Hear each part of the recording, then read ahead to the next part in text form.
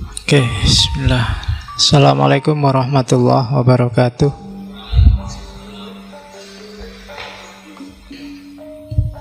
Bismillahirrahmanirrahim. Alhamdulillahirabbil alamin. Wa bihi nasta'inu ala umurid dunya waddin. Allahumma sholli wa sallim wa barik ala habibina wa syafi'ina sayyidina wa maulana Muhammadin wa ala alihi wa ashabihi wa ala manittaba'a huda ila yaumiddin. Amma ba'du. Malam ini kita ketemu Syekh Siti Jenar, semacam penerusnya tapi secara tidak langsung. Jadi sebenarnya saya tidak tahu kalian sudah pernah baca-baca atau sudah pernah ketemu atau belum sama beliau ini, karena di toko buku hari ini banyak sekali, di perpus juga mungkin banyak referensi-referensi, materi-materi tentang Syekh Siti Jenar. Diskusi-diskusi juga banyak. Ya, malam ini kita nukil sedikit saja ajaran-ajarannya Syekh Siti Jenar dengan kapasitas kita yang juga sedikit. Jadi sak nyampe ya kan. Jadi Siti Jenar itu semacam sawah yang luas. Sayangnya kita tidak punya traktor, kita punyanya ya cangkul tapi kecil lagi. Jadi saintuke malam ini ya, kalau mau tuntas pikirannya Siti Jenar juga agak berat. Di samping waktunya terbatas, yang ngaji dan di ngaji juga kapasitasnya terbatas. Oke, jadi harus itu. Terus Syekh Siti Jenar ini sangat terkenal memang karena kontroversinya dan juga gerakan sosial yang dia lakukan zaman itu. Saya menyebutnya gerakan sosial karena kalau dari aspek pemikiran, sebelum Syekh Siti Jenar banyak yang punya gagasan-gagasan mirip Syekh Siti Jenar. Bahkan beberapa wali songo menurut catatan saya, Sunan Bonang, Sunan Giri, bahkan Sunan Kalijogo, itu ajaran-ajarannya juga mirip-mirip kalau ditelaah secara serius. Hanya saja mungkin ada beberapa yang kalau di buku-buku itu, di sidangnya para wali itu, kesalahannya Syekh Siti Jenar adalah sama kayak Al-Hallaj kemarin, bongkar rahasia yang harusnya untuk orang-orang khawas disampaikan begitu saja pada orang-orang awam. Nah, problemnya di situ. Makanya nanti kalau ada yang tanya, ngaji Syekh Siti Jenar kok cuma isinya itu Pak? Loh, audiennya belum nyampe, makomnya belum khawas. Daripada saya dituduh menyebarkan ajaran sesat kan ya, jadi kita main aman. Oke, catatan pertama itu, Syekh Siti Jenar ini termasuk grupnya para penyebar Islam di Indonesia yang awalnya sumbernya dari Gujarat, India. Gujarat ini bau Islamnya agak cenderung Persian, agak cenderung Syiah. Jadi kalau dirunut dari sejarah, jadi ada seorang mursyid Thariqah di Gujarat, Thariqat Satariyah, namanya Syekh Abdullah Khanuddin. Ya, dari namanya Khan itu kan sudah ada bau India jelas. Kalian kan kenal Shahrukh Khan, Salman Khan, Amir Khan, itu kan baunya India jelas. Syekh Abdullah Khonuddin ini nanti punya anak dua, Syekh Ahmad Jalal Shah sama Syekh Abdul Qadir. Syekh Ahmad Jalal Shah ini nanti punya anak Syekh Jamaluddin Jalal Shah. Dan Syekh Jamaluddin ini nanti dai pengembara juga sampai ke Indonesia. Di Indonesia nanti dikenal dengan nama Syekh Jumadil Kubro. Yang Syekh Abdul Qadir nanti dari cabangnya satunya inilah nanti ada lahir Syekh Siti Jenar, namanya San Ali. Jadi San Ali ini putranya Syekh Datuk Ahmad, Syekh Datuk Soleh. Syekh Datuk Soleh punya saudara namanya Syekh Datuk Ahmad. Dari Syekh Datuk Soleh ini nanti lahir San Ali. Ada yang ngomong Hasan bin Ali, yang nanti dikenal Syekh Siti Jenar. Sementara yang dari kubu satunya Syekh Jamaluddin, Syekh yang dikenal Syekh Jumadil Kubro, punya anak namanya yang Syekh Samarqandi, Ibrahim Samarqandi. Ibrahim Samarqandi nanti nikah, punya istri dua. Yang istrinya putri dari Pasai namanya Maulana Ishaq, yang nanti menurunkan Sunan Giri. Kalau yang istrinya dari Jampa nanti punya anak dua, Syekh Ali Murtado sama Syekh Ali Rahmat. Syekh Ali Rahmat nanti dikenal sebagai Sunan Ampel dari Syekh. Sementara yang dari Syekh Ali Murtado nanti punya putra Usman Haji yang dikenal sebagai Sunan Ngundung. Dan dari situ nanti lahir Ja'far Shadiq, Sunan Kudus. Dan dari sayapnya Syekh Ali Rahmat tadi nanti lahir putranya Sunan Bonang, Sunan Derajat, dan menantunya Sunan Muria yang putranya Sunan Kalijogo. Oke, itu wali-wali. Kalian mesti sudah diajari, tapi lupa. Ya nanti ada kubu satunya lagi, yang kubu pedalaman. Keturunannya Raja Majapahit terakhir, Brawijaya Pamungkas, Kertabumi. Yang nanti dari situ lahir Sunan Kalijogo. Terah Islam pedalaman, yang tadi Islam pesisir. Oke, bismillah, kita lihat. Jadi ada banyak sekali mitos-mitos tentang Syekh Siti Jenar. Mulai dia berasal dari cacing. Kan ada itu cerita bahwa ada seorang tukang sihir yang kepingin nyuri ilmunya Sunan Giri. Ada yang bilang suatu ketika Sunan Bonang ini ingin menurunkan ilmu rahasia pada Sunan Kalijogo. Terus dia ke tengah danau, naik perahu. Nah, ajarannya nggak boleh didengar siapapun. Kebetulan yang dengar itu cacing. Nah, cacing ini nanti berubah jadi Syekh Siti Jenar. Kan ada yang kayak gitu. Jadi ada banyak cerita-cerita aneh, tapi ada sebabnya kenapa cerita-cerita mitos semacam itu muncul. Nanti kita lihat ya, dikit-dikit. Hampir semua tokoh martir kita, mulai Sokrates, minggu lalu Al-Hallaj, itu sebenarnya tereksekusi karena politik, tidak terutama karena ajarannya.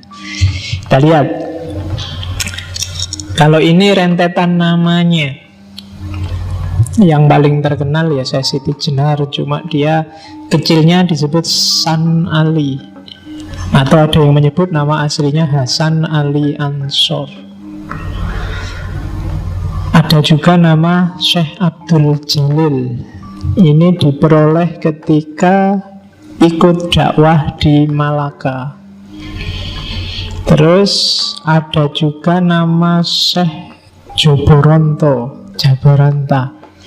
Itu ketika dakwah di Palembang, Sumatera. Ada juga nama Prabu Satmoto. Jadi Prabu Satmoto itu raja yang kelihatan oleh mata, raja yang kasat mata. Itu diperkenalkan oleh murid-muridnya. Nanti ada banyak muridnya yang menyebarkan ajarannya. Daerah Jawa Baratan lebih gampang menyebutnya Syekh Lemah Abang atau Lemah Bang. Juga nama Syekh Siti Jenar. Jadi itu karena filosofi yang dikembangkan adalah nasud dan lahutnya gaya Al-Hallaj, yang itu bahwa jasad itu tidak ada nilainya. Jasad itu hanya sekedar tanah. Manusia itu berharga bukan karena jasadnya, bukan karena kulit, daging, dan fisikmu, tapi karena rohmu, yang itu pancarannya Tuhan di muka bumi. Dan itu Syekh Siti Jenar mungkin sering mengajarkan ini, sehingga oleh muridnya dinamai Siti Jenar. Dia sering mungkin berfilosofi tentang tanah merah. Maka nanti kita lihat seperti apa ajarannya. Ada juga nama Syekh Nurjati atau Pangeran Panjunan, atau kadang juga disebut Sunan Sasmito. Ini adanya di Babat Cirebon. Variasi lain ada Syekh Siti Bang, Syekh Siti Brit, Syekh Siti Luhung. Naskah-naskah Jawa Tengah. Kalau Ronggo Warsito menyebutnya Sunan Kajenar.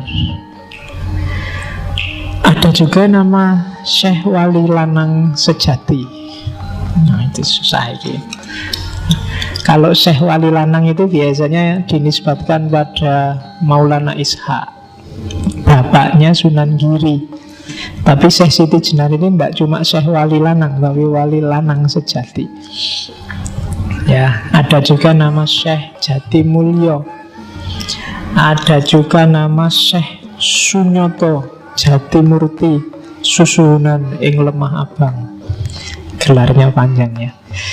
Oke, sekarang silahkan kamu hitung dan dihafalkan berapa namanya Syekh Siti Jenar. Ya kan kalau ada ujiannya kan kamu harus menghafalkan ini. Sebutkan nama-nama Syekh Siti Jenar dan alasannya. Nah, ya kan harus gitu, harus dihafalkan. Oke, kita lihat guru-gurunya. Guru pertama adalah Syekh Datuk Kahfi. Syekh Datuk Kahfi ini tinggalnya di Cirebon. Ini masih sepupunya. Kalau bapaknya Syekh Siti Jenar kan Syekh Datuk Soleh, bapaknya Syekh Datuk Kahfi itu Syekh Datuk Ahmad. Jadi sama-sama Datuk karena tinggalnya di Malaka. Orang tua kan dipanggil Datuk. Yang sering nonton Upin Ipin mesti ngerti. Jadi Syekh Datuk Kahfi ini mursyidnya Torekot Ahadiyah. Jadi nanti ada semacam bagi-bagi tugas. Kalau Syekh Datuk Kahfi itu Jawa Tengah ke barat sampai ke daerah-daerah Filipina, Malaysia, dan seterusnya. Sementara Maulana Malik Ibrahim itu Jawa Tengah ke timur sampai daerah Bali, Maluku, dan seterusnya. Itu pembagian wilayah dakwahnya. Sama-sama disebut mursyidnya Torekot Ahadiyah. Nanti daerah-daerah India, Pakistan, dan sekitarnya kemarin sudah saya sebut Syekh Ahmad Faruk Sirhindi, itu juga mursyid Torekotnya Ahadiyah. Satu lagi ada yang namanya Syekh Ahmad Bilali, itu dari Muhammad Al-Bilali, itu dari daerah Hijaz dan sekitarnya, Arab Saudi dan sekitarnya. Itu bagi-bagi dakwahnya zaman itu. Karena di Asia kan Islam di daerah-daerah tertentu belum tersebar. Jadi guru pertamanya San Ali, Syekh Siti Jenar itu Syekh Datuk Kahfi. Dari beliau Siti Jenar belajar banyak, khususnya untuk dasar-dasar ilmu keislaman. Terus setelah dari Syekh Datuk Kahfi, sempat juga nanti belajar pada Arya Damar. Arya Damar zaman ini sudah tua. Arya Damar itu bapak tirinya Raden Patah. Aslinya Cina.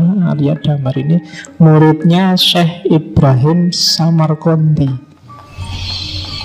Di hari tuanya dia jadi sufi. Ada yang beberapa penelitian menyebut Arya Damar itu nanti yang menguasai kerajaan di sana Palembang.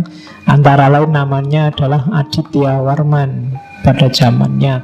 Nama Cinanya adalah Xuan Liong, naga emas. Dan di hari tuanya dia jadi sufi. Dari Arya Damar ini nanti Syekh Siti Jenar belajar tentang Nur Muhammad.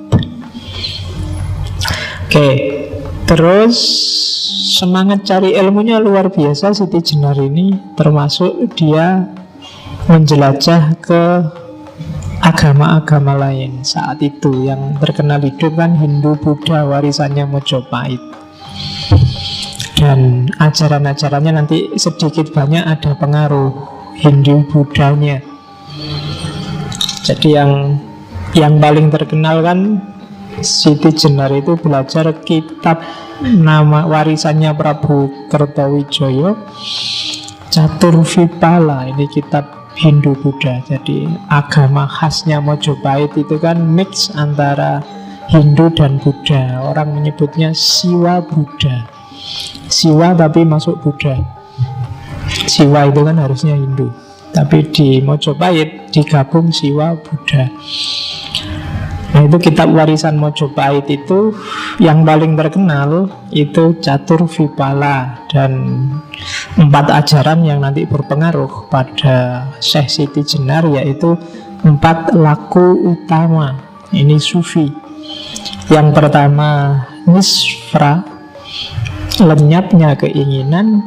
Nirhana, lenyapnya keterikatan dengan yang jasmaniah.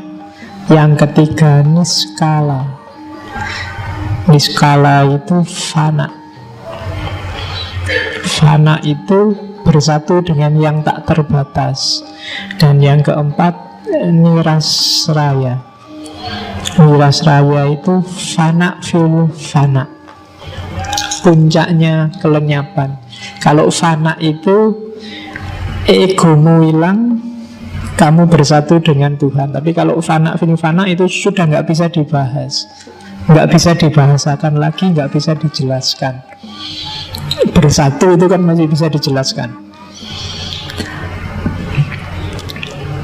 Ana al-haq, akulah kebenaran, masih bisa diucapkan dengan kata-kata. Fana tapi masih bisa ngomong, akalnya masih jalan. Tapi fana fil fana itu sudah wallahu a'lam bishawab. Wassalamualaikum, sudah selesai. Kamu sudah nggak bisa ngomong apa-apa. Kalau Nabi Musa sudah pingsan, dia tidak bisa ingat apa-apa lagi. Itu fana fil fana. Kalau ajaran Hindu, Buddha namanya nirasraya. Nah itu jadi ini ajaran ini sangat berpengaruh nanti di Syekh Siti Jenar.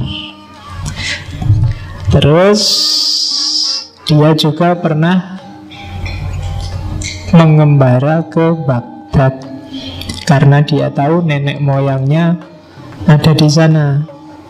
Jadi Syekh Siti Jenar yang tak sebut tadi dari Gujarat itu kan, kalau ditarik garis silsilahnya keturunan dari Husain bin Ali. Kalau Husain kan ya berarti masih cucu langsungnya Rasulullah. Maka dia juga ingin kenal sama nenek moyangnya. Maka dia sempat belajar di Baghdad. Dan di Baghdad lah dia kenal ajaran-ajaran tasawuf. Dia kenal Al-Hallaj, dia kenal Ghazali, dia kenal Al-Qushairi dan kawan-kawan.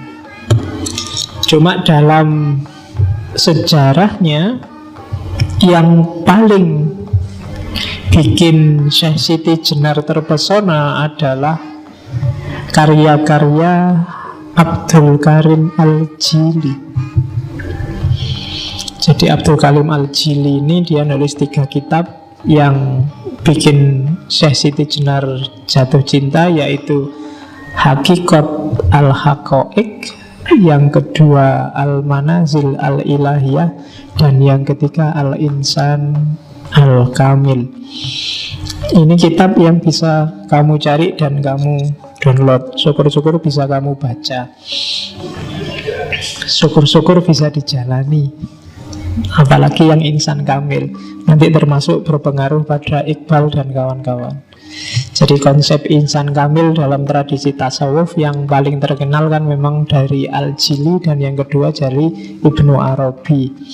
Versi eksistensialisnya nanti disempurnakan oleh Iqbal dari India. Nah, jadi dengan bekal dari guru-guru awal sampai guru-guru akhir, nanti Syekh Siti Jenar menjalani lakunya sendiri sebagai seorang sufi dan melakukan gerakan sosial besar-besaran waktu kembali berdakwah ke Jawa, yang kemudian dakwahnya ini meresahkan penguasa saat itu. Dan jadi transisi dari Raden Patah dan Sultan Trenggono. Jadi Syekh Siti Jenar dan murid-muridnya dianggap mau bikin makar. Jadi Syekh Siti Jenar itu kan dulunya ketika berdakwah itu kan muridnya banyak dan dia bikin komunitas-komunitas. Komunitas ini nanti yang dikenal komunitas Lemah Abang. Dia buka hutan, buka daerah baru, pengikutnya banyak dan cabangnya di mana-mana. Hampir di seluruh Jawa ada. Itu di catatan saya, daerah yang namanya Lemah Abang itu di Tangerang ada, Tangerang Banten, Bekasi ada, Karawang, Indramayu, Cirebon, Brebes, Pekalongan. Kemudian daerah Jawa Tengah sampai timur ada Wonogiri, Magetan, Pasuruan, Banyuwangi. Di Manggalan, Madura ada Tanah Merah. Itu yang babat alas itu Syekh Siti Jenar dan kawan-kawan. Itu mengkhawatirkan bagi Sultan Trenggono zaman itu, sehingga dipanggil bolak-balik ke istana, tidak mau.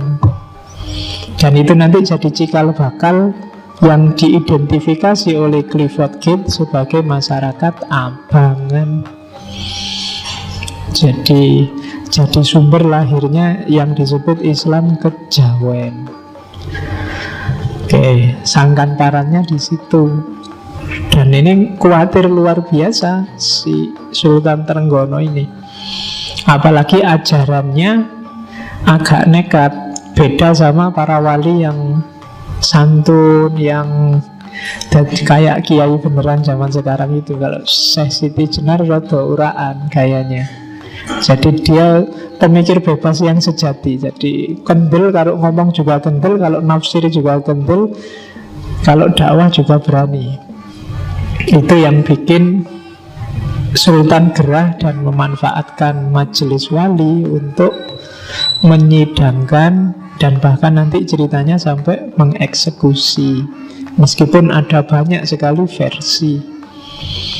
versi apapun, tapi alur utamanya kelihatan bahwa Syekh Siti Jenar pada zamannya dianggap makar pada negara, khususnya negara Islam saat itu, atau yang menganggap dirinya sebagai negara Islam dengan gayanya masing-masing. Oke, jadi itu settingnya seorang Siti Jenar. Saya tidak tahu kalian memahaminya seperti apa selama ini. Biasanya yang tidak dalam membacanya, intinya Siti Jenar itu Surodo pemberontak, ajarannya sesat, terus dieksekusi oleh para wali yang ajarannya lurus, kan itu. Atau paling tidak mungkin di pemahamanmu selama ini kita tidak nyampe Siti Jenar itu salah, wong ajarannya orang khusus kok diajarkan pada orang awam. Yo, walau alam bisawab, tapi alurnya sebenarnya sudah kelihatan. Ada politik yang bermain di situ, sama kayak kasusnya Al-Hallaj atau Sokrates 2 minggu kemarin, termasuk minggu depan. Minggu depan rencananya kita ngomong martir juga, cuma biar nggak Islam terus yang dieksekusi. Minggu depan kita cari martir dari agama lain.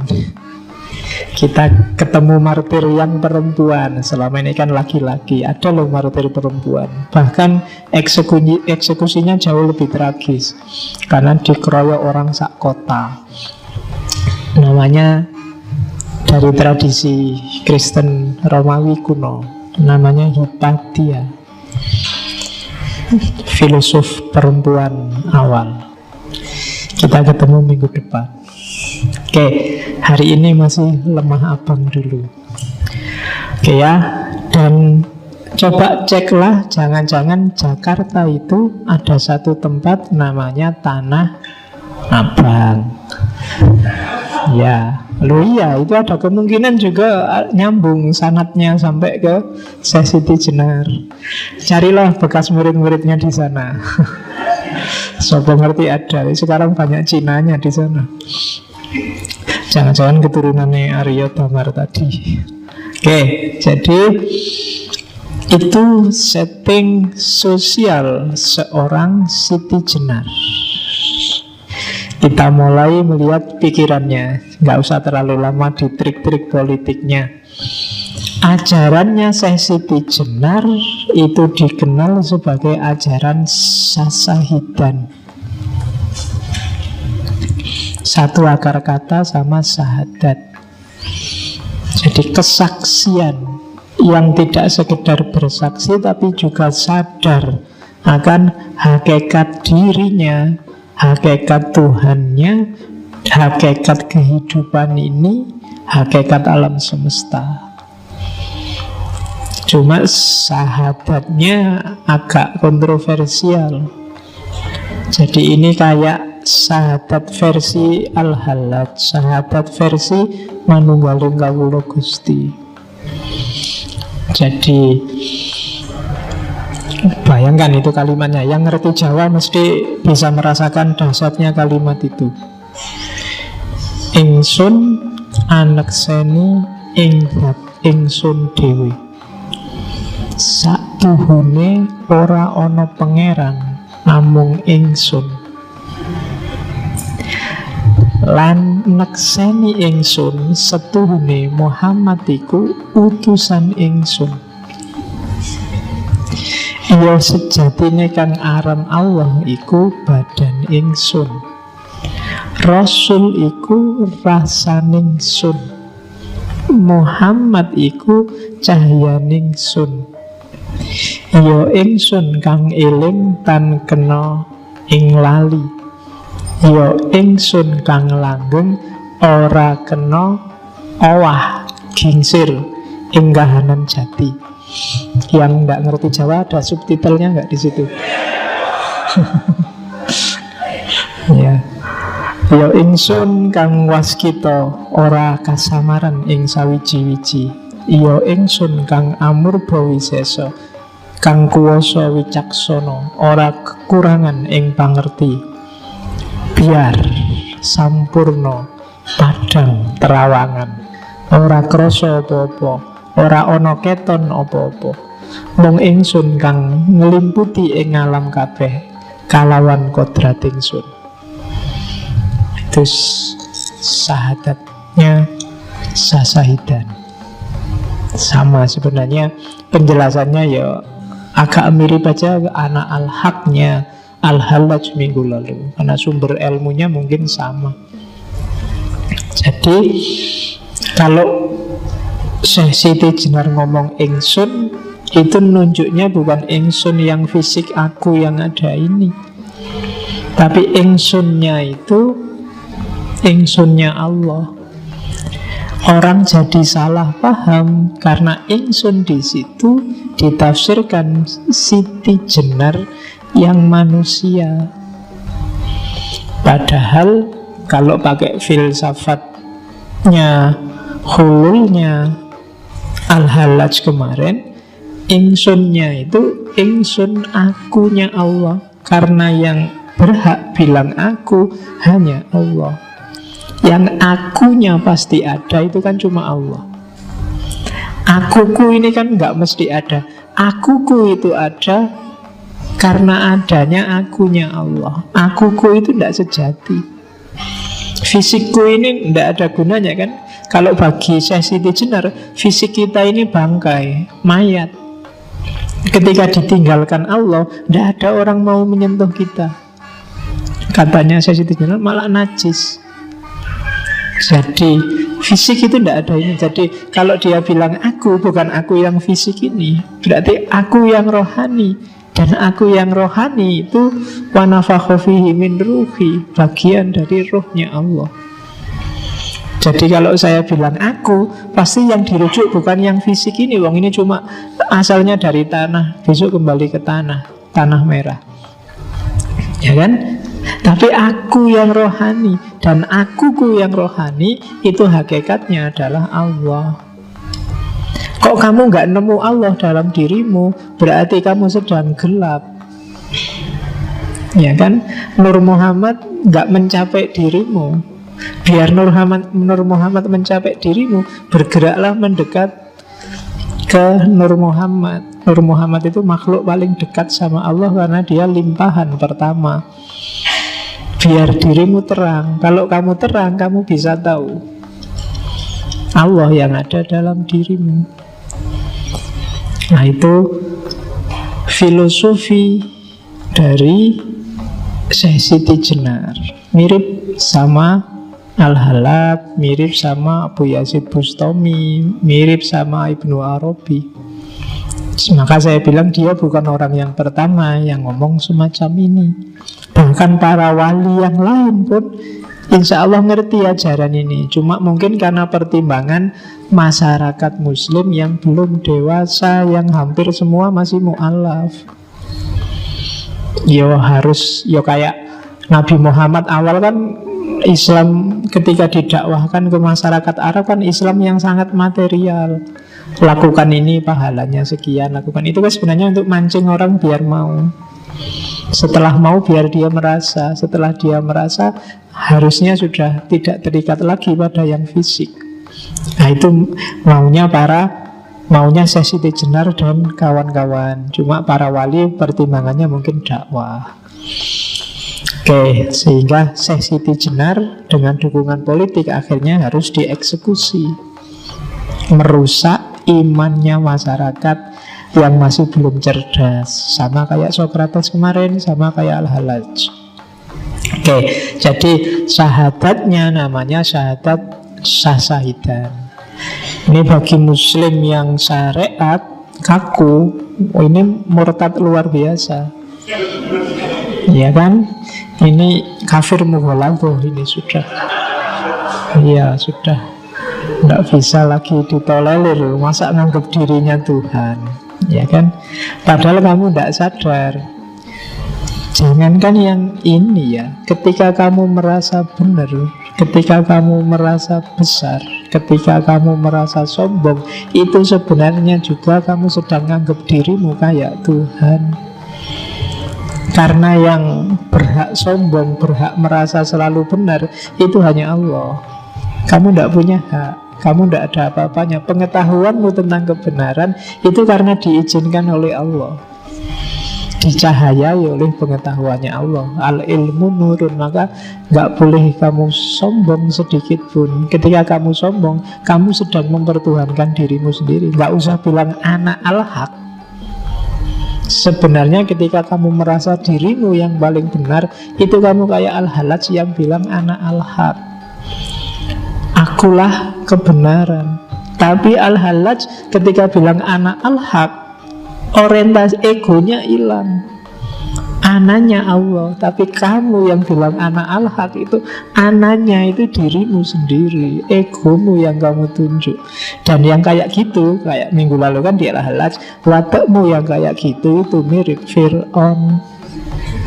Fir'aun kan juga ngaku Tuhan, dan iblis kan juga ngaku ana. Ananya iblis dan ananya Fir'aun itu ana yang egois, dirinya sendiri. Itu kan debatnya Al-Halaj sama iblis minggu lalu. Tapi ananya Al-Halaj dan kawan-kawan bukan ana ini sudah hilang, sudah tidak ada lagi. Jadi maka hati-hati kamu yang tiap hari mengkafirkan orang kayak gini. Jangan-jangan kamu sendiri yang sebenarnya diam-diam bilang ana al-haq. Kamu sendiri yang sebenarnya merasa akulah yang paling benar, maka yang lain kafir, murtad, sesat. Oke, maka hati-hati ya. Jadi itu sahabat sasahidan.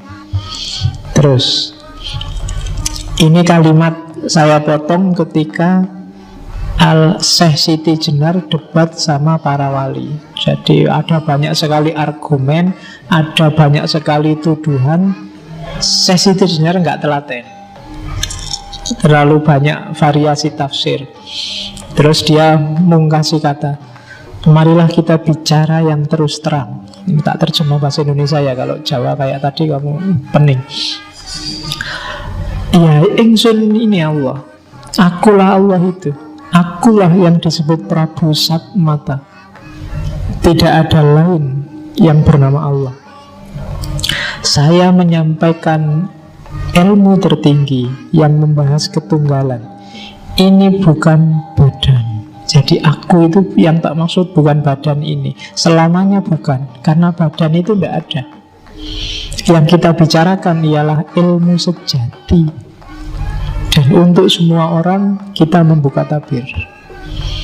Jadi ini setelah diskusi panjang dengan para wali, dia jengkel. Ya wis, yang bilang ingsun Allah, ya wis akulah Allah. Tapi aku bukan badan ini. Jadi yang sejati, yang Allah itu bukan badan ini. Ini wadak fisik. Jadi katanya Siti Jenar, ilmu ini nanti yang tak ungkap ke masyarakat, buka tabir. Jadi para wali ditantang, yang kayak gini salah nggak? Maksudnya gitu kan. Isinya yang diajarkan salah nggak? Itu kan mungkin maunya saya Siti Jenar. Lah kalau yang tak ajarkan benar, ngapain semua marah? Kecuali aku ngajarin yang salah. Kalau hanya salah, misalnya mereka itu orang awam, nggak nyampe, sombong sekali kita. Kamu merasa lebih tinggi, padahal yang diajarkan Siti Jenar pada santri-santri pengajiannya, manusia itu egaliter. Siti Jenar yang berani pakai kalimat ingsun untuk diri sendiri, zaman itu luar biasa. Zaman itu orang biasa itu bolehnya bukan pakai ingsun, tapi pakai kawulo. Kalau di Jawa sekarang jadi kulo, ya kan? Yang berhak pakai kata ingsun itu raja. Jadi ingsun, pukulun dan seterusnya. Dan Syekh Siti Jenar peduli amat dengan semua itu. Bagi dia setiap manusia sejajar, egaliter. Pereklah dengan ingsun yang hanya untuk raja itu. Kalau kamu mau bilang ingsun, bilang aja ingsun aku. Tidak harus kawulo. Kalau kawulo itu kan hamba. Tidak ada raja dan hamba di dunia ini. Kita sejajar, di atas kita hanya Allah. Itu yang diajarkan di Lemah Abang. Dan ini kan yang bikin telinganya raja panas. Masa itu kemarin kata-kata milikku sekarang mau dipakai semua orang. Jadi rebutan kata. Ya kan? Kemarin kan juga ada rebutan kata-kata Allah itu kan, di Malaysia, yang oleh pengadilan diputuskan kata Allah itu hak miliknya orang Islam. Yang Kristen jangan berani-berani pakai kata Allah. Kan gitu keputusannya di Singapura. Persis di era ini, simbol-simbol arogansi, simbol-simbol perbudakan, simbol-simbol hierarki manusia dan penindasan manusia atas manusia. Dia mengkritik feodalisme zaman itu. Oke, lah kok para wali mau saja disuruh bersidang? Ya lagi-lagi urusan politik. Wali juga punya, mereka juga punya strategi dakwahnya masing-masing. Nanti sesi jenak dianggap, wah ini ngerusak proyek kita nih, kan gitu. Kita sudah punya proyek bagus-bagus ya, sekarang dicegati dengan sasahidan. Terus, jadi kalau kemarin Syekh Siti Jenar Ana Al-Haq, maka Al-Halaj Ana Al-Haq, Syekh Siti Jenar, kalimat yang terkenal adalah ya ingsun iki Allah. Argumennya apa? Ya persis kayak Al-Halaj kemarin.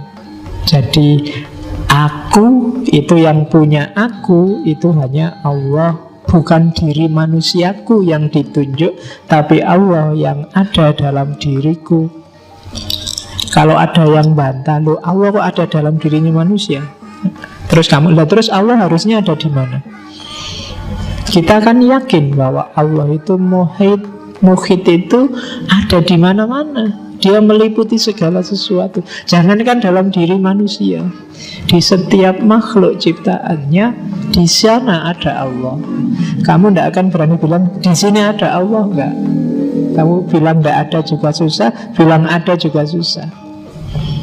Itu loh Allah, itu loh, lihatin. Nah kamu kan nggak berani. Padahal kita punya pandangan bahwa innallaha bikulli syai'in muhit. Muhit itu meliputi segala sesuatu. Dunia ini ada di dalam Allah.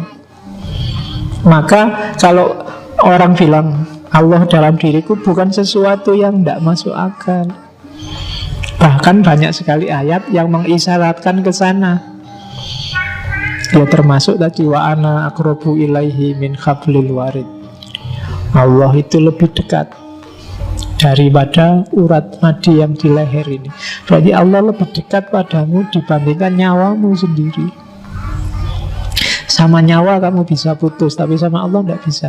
Kan kalau ada orang mati, nyawanya putus ya, kan ada yang gitu. Tapi sama Allah tidak bisa, karena Allah lebih dekat denganmu. Cuma kita nggak sadar.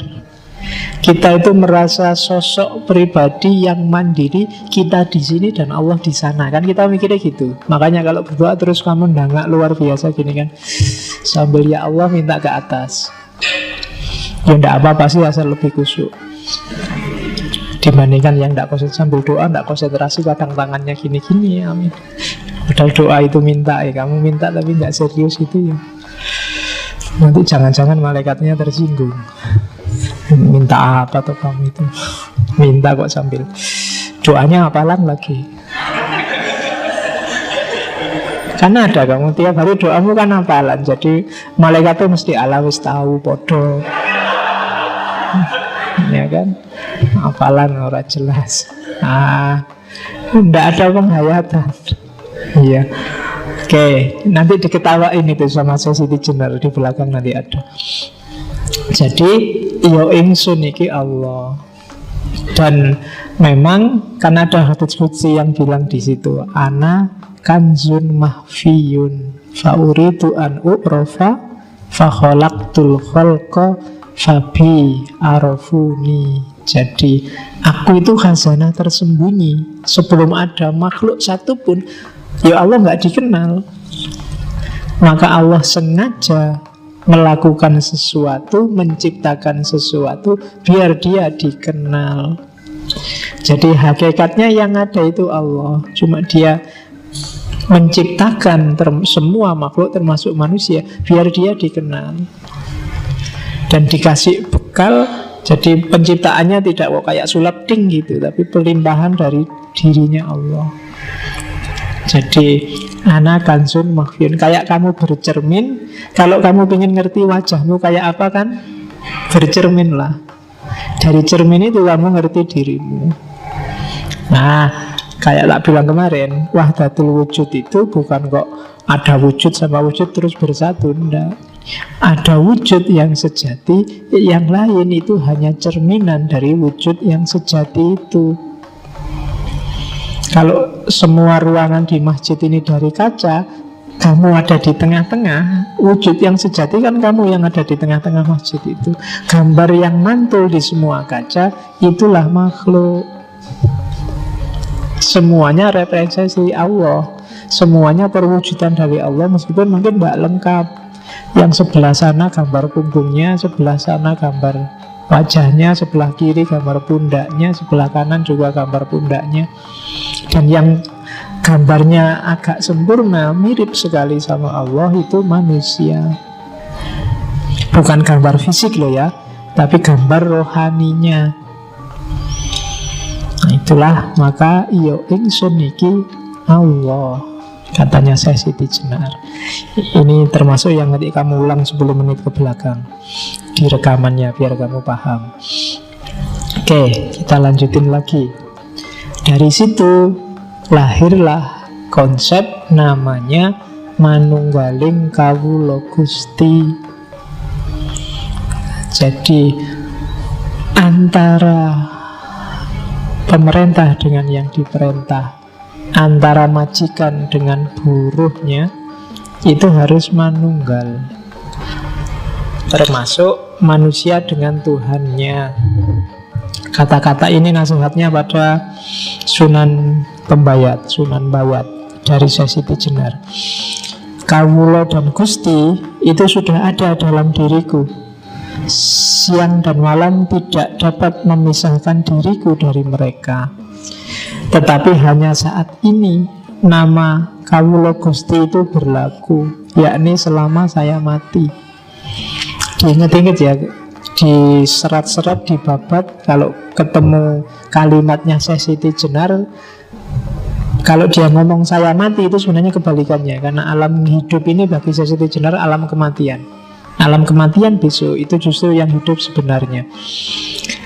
Jadi saat ini nama Kawula Gusti itu berlaku, yakni selama saya mati. Jadi saat kita hidup di dunia ini masihlah kita boleh ngomong manunggal antara Kawula dan Gusti. Tapi nanti setelah mati tidak ada lagi dikotomi Kawula dan Gusti. Kita masih Kawula kan karena kita masih terjebak oleh tanah merah ini. Kita masih terjebak oleh fisik. Begitu besok kita terbebas dari kungkungan fisik, ya kita hidup yang sejati. Dan itu tidak ada lagi dikotomi Kawula dan Gusti, karena kita sudah ilaihi roji'un, kembali pada yang sejati, kembali pada Allah. Tidak ada lagi keterpisahan, kecuali nafas yang tidak mutmainnah, itu yang tidak bisa langsung ilaihi roji'un, harus diperbaiki lagi. Oke, terus nanti kalau saya sudah hidup lagi, Gusti dan Kawula lenyap. Yang tinggal hanya hidupku, ketentraman langgeng dalam ada sendiri. Jadi sekarang filsafat hulul itihad manunggaling Kawula Gusti itu laku. Tapi besok tidak ada gunanya, wong sudah jadi satu. Sekarang masih bilang anak al-haq, yo ingsun Gusti Allah. Itu sebenarnya masih, saya bilang tadi, masih rasanya ada jarak, masih fana, belum fana fil fana. Tapi besok di kehidupan yang sejati, ya lenyap yang sejati. Kalau bahasa Buddha namanya nirwana. Oke. Hei Pangeran Bayat, bila kau belum menyadari kebenaran kata-kataku, maka dengan tepat dapat dikatakan bahwa kau masih terbenam dalam masa kematian. Di sini memang banyak hiburan, aneka warna, lebih banyak lagi hal-hal yang menimbulkan hawa nafsu. Tapi kau tidak melihat bahwa itu hanya akibat panca indera. Itu hanya impian yang sama sekali tidak mengandung kebenaran dan sebentar lagi akan lenyap. Gilalah orang yang terikat padanya. Tidak seperti Syekh Siti Jenar Saya tidak merasa tertarik, tak sudi tersesat dalam kerajaan kematian. Satu-satunya yang kuusahakan ialah kembali kepada kehidupan. Jadi ini ya makomnya memang sudah tinggi. Ya ndak usah diukur sama kalian, masih panjang jalanmu. Ya syukur-syukur sedikit-sedikit, meskipun masih belum bisa merasakan untuk bisa semakom sama Al-Hallaj atau semakom sama Syekh Siti Jenar, ya sidik-sidik lah melangkah mendekat ke sana. Karena memang hidup kita kan harus muter dari nalillahi wa inna ilaihi tadi. Kita harus kembali ke Allah. Jadi saya selalu bilang di banyak kesempatan, apapun yang kita lakukan, apapun yang kita ucapkan, ilmu apapun yang kita dapatkan, harusnya bisa selangkah atau setengah langkah atau seperempat langkah semakin dekat pada Allah. Jadi tidak boleh ada yang bikin kita malah semakin jauh. Apa-apa yang diingat Allah. Mau minum pun harus bismillah dulu, ingat Allah.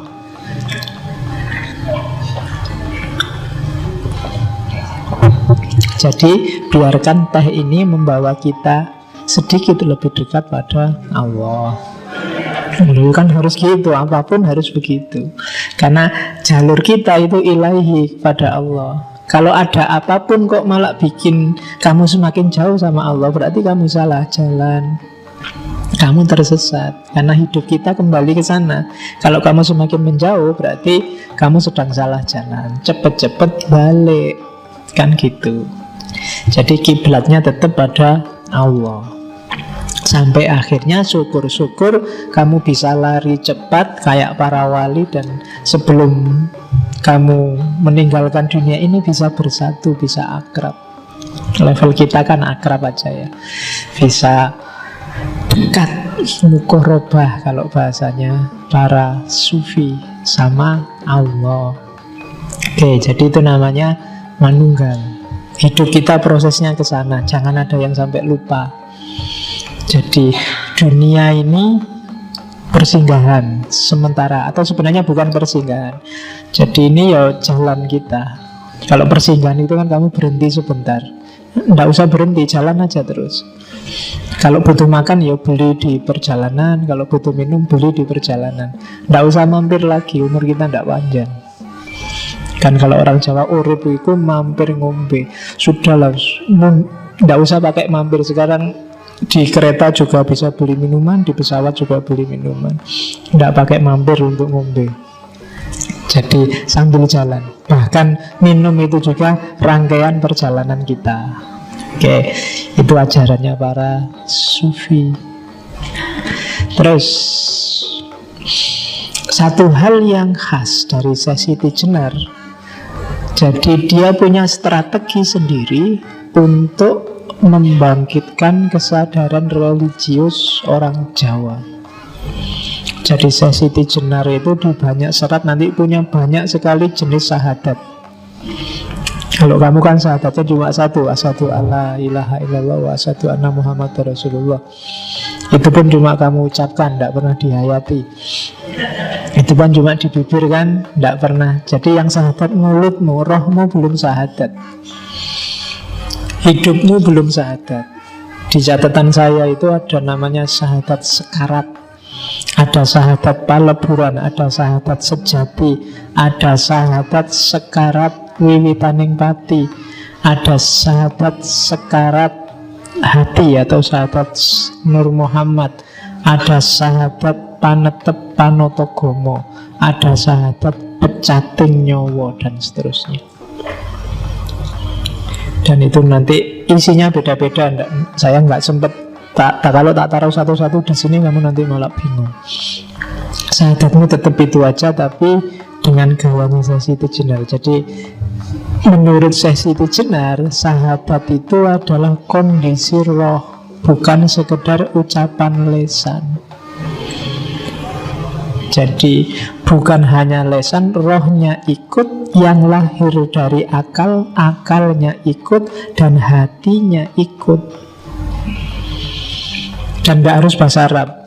Hampir semua sahadatnya campuran. Susunannya Arab dan Jawa, biar murid-muridnya ngerti. Jadi sahadatnya rohnya.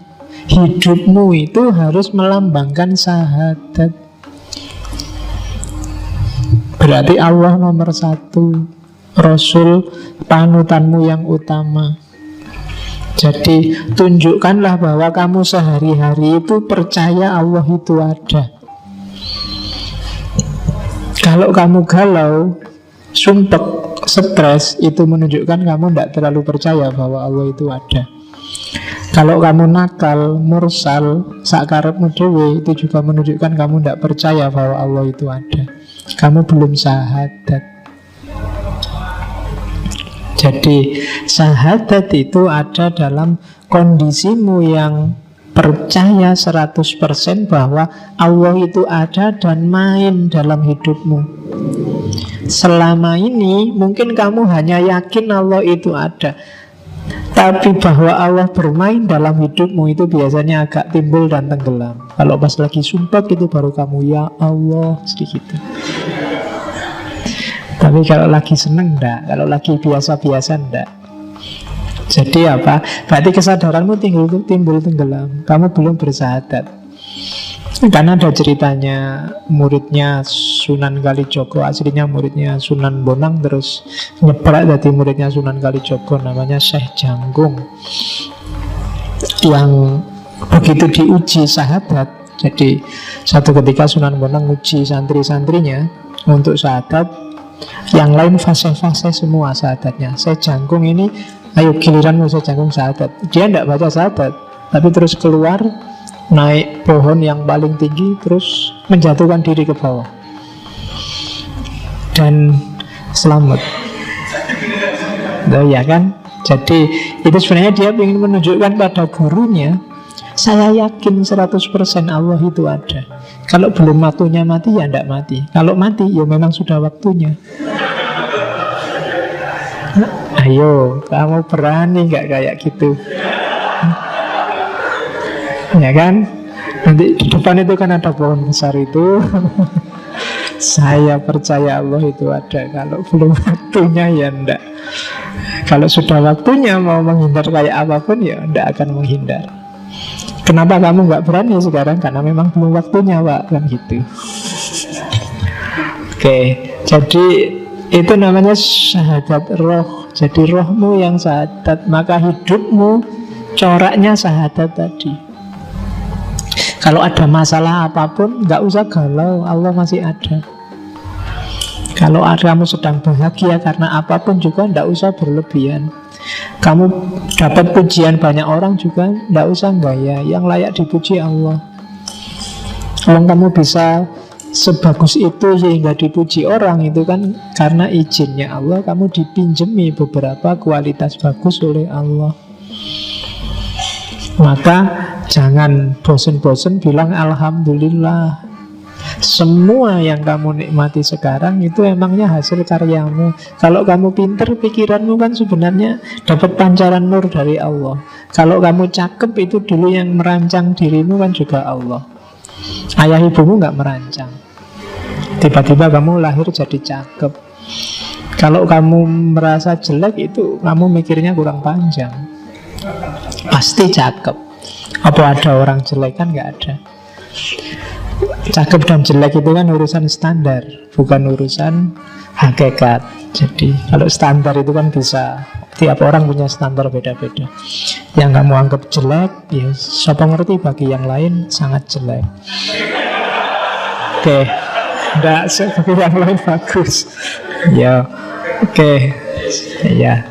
Dan lagian itu kan kalau fisik kan, katanya saya itu jenal fisik itu apa? Itu cuma bangkai, itu cuma mayat. Hakikatnya fisik memang bangkai. Ketika dia ditinggal roh, ya kembali ke asalnya bangkai. Jangankan nunggu sehari, 1 jam aja, secakap apapun orang, kalau rohnya sudah pergi, siapa berani mendekat? Ya kan? Wis sopo lah kuno yang kamu anggap paling cakep. Innalillahi pengumuman misalnya. Semalam aja lah kamu temani, wis terserah di kamar hotel paling mahal kayak gimana. Kalau mau. Itu menunjukkan bahwa hakikatnya fisik itu bangkai, kayak katanya Syekh Siti Jenar. Jadi sahabat, hidupmu harus bersahabat. Bahasa lainnya bertauhid. Allah harus nomor satu dalam hidupmu. Nanti hidupmu akan tenang. Kalau yang sahabat cuma mulutmu, ya tidak ada gunanya. Sama kan kalau dengan yang sholat cuma tubuhmu, yang puasa cuma perutmu, yang zakat cuma dompetmu, dan yang haji cuma fisikmu, tidak ada nilainya. Orang tidak Islam juga bisa kayak gitu. Oke, terus sholat. Ini juga dikritik habis-habisan oleh Syekh Siti Jenar. Sholat kita selama ini sholat fisik masihan. Nanti Syekh Siti Jenar punya dua konsep sholat. Yang pertama sholat tarek, yang kedua sholat daim. Jadi sholat tarek itu ya sholat kita sehari-hari, sholat 5 waktu itu. Jadi sholat yang kita lakukan sesuai syariat, itu namanya sholat tarek. Iya, harus kita lakukan sesuai makom kita. Cuma ini sholat yang beneran. Tujuannya sholat ya melepaskan kita dari dunia kematian, dunia fisik, dunia jasmania. Makanya di Al-Quran kan ada as-sholat itu tanha anil fahsya wal munkar. Segala yang kotor dan keji, termasuk dunia fisik, itu akan mencegah kita karena sholat. Jadi sholat tarek itu bukan sholat olahraga yang kita lakukan tiap hari itu, tapi sholat yang hakikatnya kena.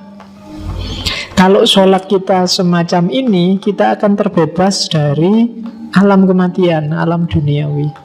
Kalau kita sudah bebas dari alam duniawi ini, kita nggak terikat lagi oleh dunia, kita akan masuk ke level sholat yang lebih atas, yaitu sholat daim. Sholat daim itu batin kita selalu dalam posisi dan kondisi sholat, kapanpun dan dimanapun. Jadi iya, fisiknya sholat, syariatnya memang ada, tapi intinya sholat kan tidak sholat untuk sholat. Nah, kalau sholat kita bagus, kita akan masuk jenjang sholat lebih tinggi. Jadi kita akan tanha anil fasa wal mungkar terus, karena sholat kita sholat daim, bukan sholat di masjid jamaah terus pulang kembali ke asal. Dan kita sering gitu. Sekaya biasa nih, jamaah sih jamaah, tapi yo keluar dari masjid aslinya kelihatan, sandal hilang. Iya, kan gitu. Sholat sih rajin, tapi korupsi juga rajin, tidak apa-apa, dosa kecil. Nanti rontok sendiri kan gitu kamu. Pacaran jalan terus, kemudian maksiat jalan, dosa kecil, nanti dengan sholat rontok. Tidak mungkin sholatmu naik level kalau kayak gini. Sholatmu ada yang salah. Jadi maka Al-Quran itu nggak nyuruh kamu melakukan sholat kan, tapi menegakkan sholat. Menegakkan sholat itu berarti apa? Hidupmu harus tegak dengan dan karena sholat. Ini yang agak berat sebenarnya. Selama ini kita masih menjalankan sholat. Itu yang bikin Syekh Siti Jenar ketawa. Diketawain bareng-bareng sama murid-muridnya. Kalau bisa kita naik sampai level sholat daim. Sholat daim itu batin kita selalu dalam posisi sujud, dalam posisi sholat. Sholat itu kan kita merasa berhadapan sama Allah. Dalam sholat daim berarti batin kita selalu ada Allah di situ yang kita sujudi dalam kondisi apapun kita. Nah, ini yang agak berat. Tidak gampang. Kamu ngaji, kamu sebenarnya duduk, tapi batinmu selalu sujud pada Allah. Allah selalu ada di hadapanmu, pikiranmu selalu tunduk padanya. Itu sholat daim. Ini yang agak berat. Yang ini, ajaran ini kadang-kadang disalahpahami. Ada juga beberapa muridnya Syekh Siti Jenar yang masih awam terus menafsirkannya berarti sholat syariat itu tidak penting. Sing penting sholat daim. Itu nanti ada beberapa di ajaran Islam kejawen. Jadi yang penting batinnya. Akhirnya maunya sholat daim aja, yang syariatnya ndak. Itu mungkin salah satu yang diprihatinkan para wali, karena memang orang belum makomnya untuk diajari yang gini-gini. Kalian aja kan juga ngawatiri nih, wis ngerti ngene. Sholatmu masih bolong-bolong, ngerti sholat daim. Yang penting kan batinnya. Ngapain sholat utuh 5 waktu aja? Yang bahaya di situ. Kalau dari ngaji ini kesimpulanmu begitu, berarti ngaji ini melakukan kesalahan yang sama dengan Syekh Siti Jenar beberapa waktu yang lalu. Yang menangkapnya kamu harus lebih cerdas dari yang awam. Berarti apa? Fisikmu, syariatmu jadikan kendaraan untuk menuju batin. Orang tidak bisa ujuk-ujuk masuk ke batin. Harus ada manifestasi fisiknya. Tidak bisa kamu hanya jatuh cinta saja. Kamu juga harus bilang I love you, antar jemput, apel, SM. Kan harus gitu juga. Kalau cuma batinnya aja buat apa? Tenang aja, yang penting hatiku selalu ingat padamu. Tapi disuruh jemput tidak mau, di WA nggak pernah balas, disuruh neraktir alasan terus. Berdoain namanya, ya kan? Tidak ada gunanya. Jadi batin ya butuh lahir medianya, ya kan? Sama tidak ada nilainya rajin antar jemput, sering neraktir, WA-an tiap hari, tapi tidak ada cinta sama sekali. Itu lebih tragis lagi, ya kan? Sudah antar jemput tiap hari, terus kita temen aja ya. Ya wis, nasibmu itu. Oke. Nah, positioningnya sholat daim dan ajaran-ajaran sufi kan di situ. Orang terus yang nangkep jadinya salah paham, syariatnya ditinggal. Sing penting eling hatinya selesai. Nah, itu trouble. Oke. Itu potongan dari seratnya Syekh Siti Jenar. Pada waktu saya sholat, budi saya mencuri. Pada waktu saya zikir, budi saya melepaskan hati, menaruh hati pada seseorang. Kadang-kadang menginginkan keduniaan yang banyak. Itu kalau aku yang tanah ini.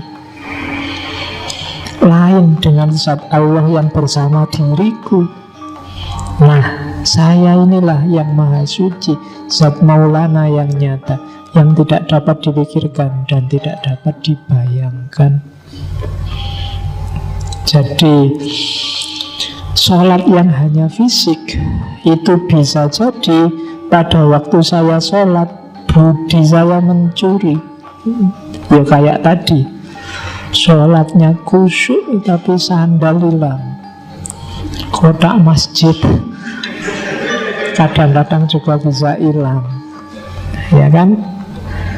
Pada waktu saya zikir, budi saya melepaskan hati, pikirnya hanya di mulut, la ilaha illallah 100 kali, tapi hidupnya sama sekali tidak la ilaha illallah. Sangat banyak yang kamu pertuhankan selain Allah. Itu berarti apa? Budimu melepaskan hati, menaruh hati pada seseorang. Kadang menginginkan keduniaan yang banyak, ingin kaya, terus kamu banyak-banyak baca surat Al-Kahfi, baca surat Al-Mulk, baca. Tujuannya apa? Biar kaya. Itu eman-eman. Gitu loh. Dengan kahfimu sebenarnya targetnya sangat duniawi. Itu yang diprihatinkan oleh Syekh Siti Jenar. Capek-capek sholat, akhirnya cuma berdoa, ya Allah, jodoh saya dekatkanlah. Eman kalau hanya cuma minta itu. Allah bisa ngasih jauh lebih dahsyat dan lebih besar daripada itu. Itu yang dinasihatkan oleh Syekh Siti Jenar. Oke, kita tidak ngerti dari mana dan akan kemana, maka kita melenceng-melenceng jalurnya. Harusnya tetap ilahi, cuma Allah sudah ngasih banyak sekali kendaraan. Kalau kamu pengen ketemu aku pakai sholat, pengen hartamu bersih bisa dekat sama aku pakai zakat. Cuma kendaraan-kendaraan ini tidak kita pakai untuk jalan menuju Allah, tapi jalan menuju dunia. Itu yang diprihatinkan oleh Syekh Siti Jenar. Gimana agama kok jadi alat untuk dunia? Problemnya di situ. Sama juga puasa, zakat, haji. Itu ada kalimatnya panjang. Sahabat, sholat, dan puasa itu sesuatu yang tidak diinginkan, jadi tidak perlu. Adapun zakat dan naik haji ke Mekah, itu semua omong kosong, palsu kabeh. Itu seluruhnya kedurjanaan budi, penipuan terhadap sesama manusia. Orang-orang dulu yang menuruti aulia karena diberi harapan surga di kelak kemudian hari, itu sesungguhnya keduanya orang yang tidak tahu, baik aulianya maupun orang-orangnya. Lain dengan saya, Siti Jenar. Tidak pernah saya menuruti perintah budi, maksudnya perintah akal. Bersujud-sujud di masjid mengenakan jubah, pahalanya besok saja bila dahi sudah menjadi tebal, kepala berbelulang. Sesungguhnya ini tidak masuk akal. Di dunia ini semua manusia sama. Mereka semua mengalami suka duka, menderita sakit dan duka nestapa. Tiada beda satu dengan yang lain. Oleh karena itu saya, Siti Jenar, hanya setia pada satu hal saja, yaitu Gusti Zat Maulana.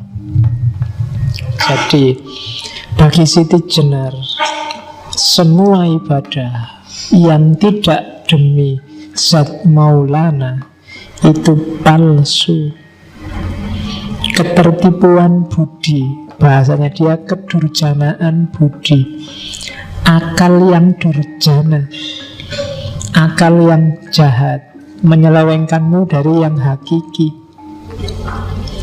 Jadi kamu setia, kamu mengabdi pada yang selain Allah, termasuk surga.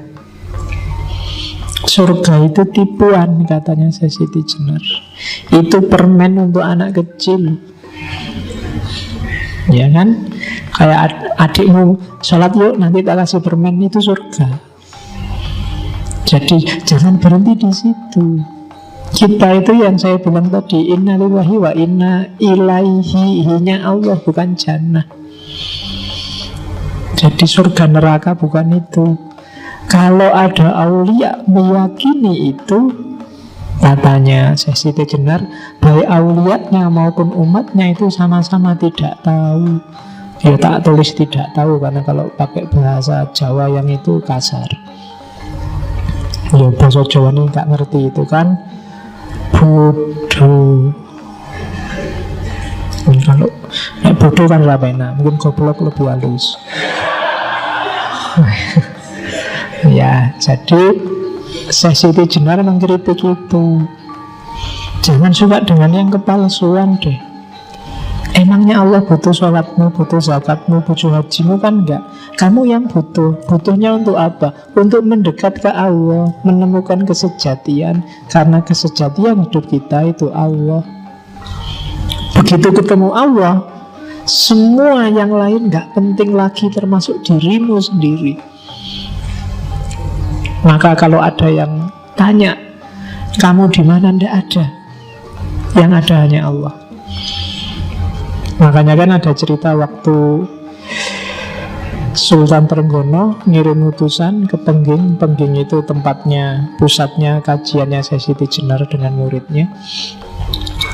Syekh Siti Jenar dipanggil para wali dan sultan. Jawabannya Siti Jenar nggak ada, yang ada Allah. Besoknya lagi disuruh balik. So, kalau gitu Allah dipanggil para wali. Datang lagi utusnya. Syekh, Allah dipanggil para wali. Jawaban saya Siti Jenar, Allah nggak ada, yang ada Siti Jenar. Wali-wali stres pokoknya, maksud saya Siti Jenar ya. Susah. Akhirnya ya wis lah, dipanggil semua. Allah dan saya Siti Jenar dipanggil ngadep para wali. Akhirnya menghadap. Ya, yo dari Pengging ke Demak, ya lumayan. Pengging itu kan di sekarang daerah sekitar Boyolali situ. Saya lupa daerah-daerah Banyudono situ, kecamatan situ. Itu dulu Pengging. Yang ada di situ muridnya saya Siti Jenar, Ki Ageng Pengging kedua, Pengging Anom. Kalau Pengging Sepuh itu putranya Brawijaya Pamungkas, Pangeran Handayaningrat, dikenal sebagai Ki Ageng Pengging Sepuh, yang waktu perang antara Demak dan Mojopahit dia tewas oleh Sunan Nguntung tadi. Sunan Nguntung itu putranya Syekh Ali Murtado, dan dia punya anak 3, Kebo Kenongo yang nomor 3, yang nomor 2 Kebo Kanigoro, yang nomor 1 perempuan. Yang Kebo Kenongo ini nanti yang jadi Ki Ageng Pengging Anom. Kakaknya Kebo Kanigoro itu meninggal ketika tirakatan di Gunung Merapi.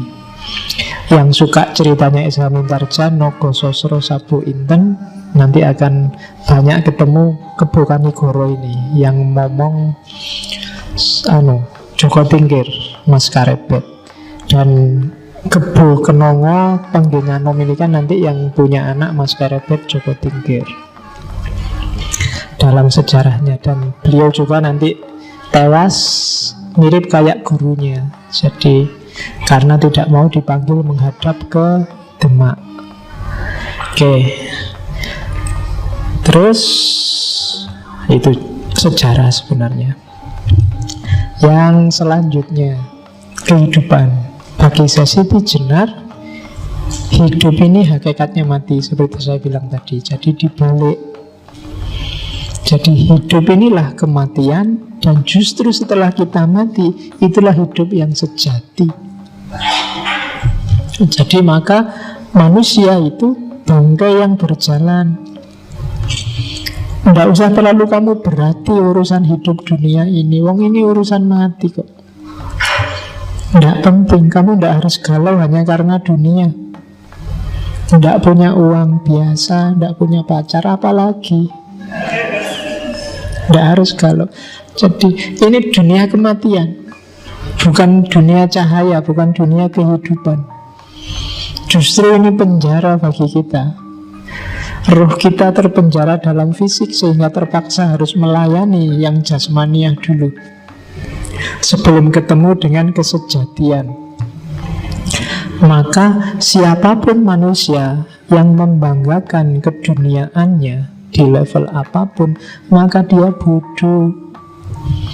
Ini dunia gelap, dunia kematian. Oke. Dunia ini menggodamu, jangan sampai kamu tergoda. Jadi kehidupan sejati adanya besok setelah kita mati. Ini juga yang kadang-kadang oleh para santrinya Syekh Siti Jenar dipahami secara berbeda. Terus mereka akhirnya apa? Merindukan kematian. Tidak apa-apa sih kalau sekedar ingin segera mati. Beberapa ceritanya loh ya, saya tidak tahu pasnya. Beberapa akhirnya apa? Ada yang begal, ngerampok, biar ditangkep, dipukuli orang banyak terus mati. alhamdulillah lepas dari dunia. Ini apa tuh is? Cara memahaminya ya kena orang awam kan sok-sok gitu. Tenang aja, berarti dunia ini kan tidak penting kan kematian. Ayo kita sakar PDW, tidak apa-apa. Mati, alhamdulillah kita ketemu kesejatian. Jadi orang memahaminya jadi salah. Padahal maunya kan pasti bukan ke situ. Maunya itu karena hidup ini kematian, maka kamu jangan jatuh cinta dengan hidup sekarang dan di sini. Siap-siaplah yang serius untuk hidupmu yang sejati besok.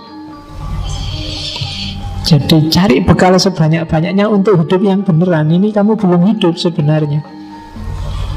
Kamu nggak sadar aja. Itu kan sama kayak Ghazali yang di salah satu kitabnya tiba-tiba bilang, akal itu tidak mesti lo ya. Jangan-jangan yang sekarang kamu anggap hidup tiba-tiba bukan. Buktinya apa? Mimpi.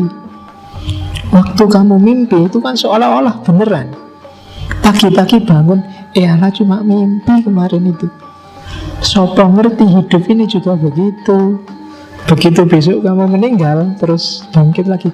Walah ternyata yang kemarin itu enggak kayak kamu nganggap mimpi. Hidup ini juga jangan-jangan besok kamu merasa begitu. Mimpi ya ternyata. Ngapain kalau mimpi kemarin begitu susahnya jungkir balik, gegeran, tawuran, cuma mimpi aja kok.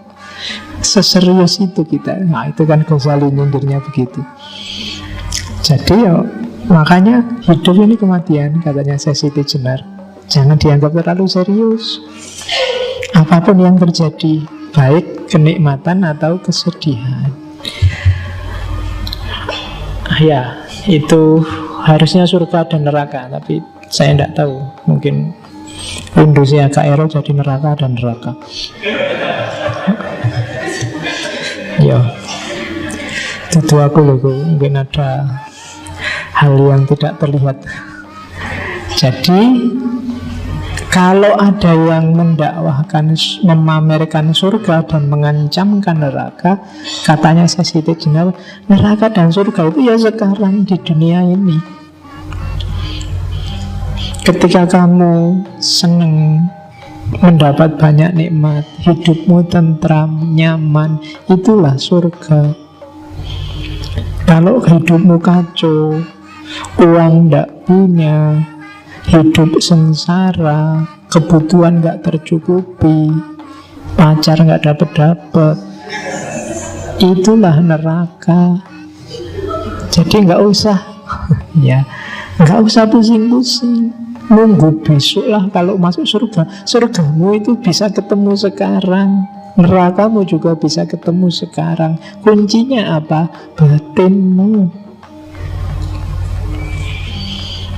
Nggak ada hubungannya sama fisik.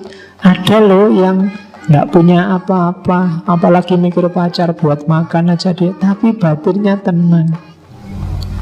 Itulah surga. Tapi ada yuk pacare wis ayu, duitnya oke, kebutuhan semua terpenuhi, IP juga 4,5 misalnya. Tapi sumpek terus, pengen inilah, pengen itulah, gak ada habisnya. Itu neraka. Kamu tersiksa mati-matian. Jadi katanya Siti Jenar, enggak, surga dan neraka itu di dunia ini, bukan besok. Jadi carilah surgamu, carilah nerakamu. Gak usah amal baik, besok kita ketemu surga. Kalau amalmu memang benar-benar baik, ikhlas lillahi ta'ala, lahir batin, kamu akan ketemu surga sekarang, tidak nunggu besok. Kalau batinmu kacau, rusak, tidak karu-karuan, galau, ya nerakanya nggak nunggu besok, sekarang. Kamu melakukan kejahatan, kamu melakukan keburukan, nerakamu akan ketemu sekarang. Rasakan sendiri akibatnya sekarang di dunia ini, tidak besok. Jadi surga dan neraka versinya Siti Jenar itu nggak nunggu besok. Enak dan senang yang sifatnya fisik seperti digambarkan dalam nas-nas tentang surga dan neraka itu bukan besok. Kalau di akhirat fisik nggak terlalu urgent, dunianya sudah beda. Jadi Surga neraka yang digambarkan agak vulgar di Al-Quran itu kan isinya kenikmatan duniawi. Makan makanan, bidadari, itu kan sebenarnya kenikmatan duniawi yang sekarang juga bisa kita dapatkan. Kalau uangmu banyak, kamu ke hotel bintang 5, itu ya mirip-mirip gitu aja, butuh apa-apa datang. Bidadari sak kapuke kalau uangmu cukup. Kamu mau pesen berapa, gonta-ganti semalam 7 kali juga bisa. Gambarannya kan mirip kayak gitu. Maka bagi saya Siti Jenar enggak nunggu masa di akhirat kayak begitu. Itu semacam pancingan.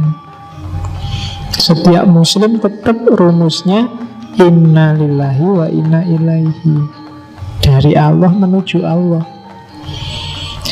Untuk level tertentu memang surga dan neraka penting untuk mengarahkan hidup. Sama kayak anak kecil tadi, biar mau sholat dikasih hadiah. Nanti kalau sholatnya lengkap, bisa hafal Quran, tak kasih gini loh.